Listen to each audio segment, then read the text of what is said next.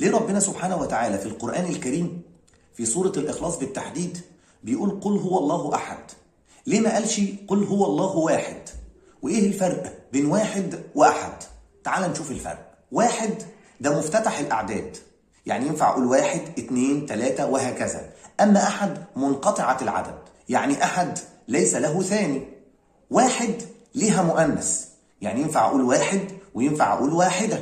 أما كلمة أحد ملهاش مؤنث، ودي صفة تشريف. واحد بتأتي وصفا، يعني ينفع أقول رجل واحد، كتاب واحد. أما كلمة أحد ملهاش وصف، يعني ما ينفعش أقول رجل أحد، كتاب أحد، ما ينفعش.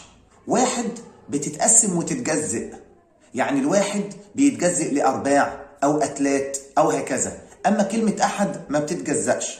واحد لا تفيد النفي المطلق، يعني مثلا بقول ما قتلت واحدا، أنا ما قتلتش واحد، معنى كده أنا ممكن أكون قتلت اتنين أو تلاتة.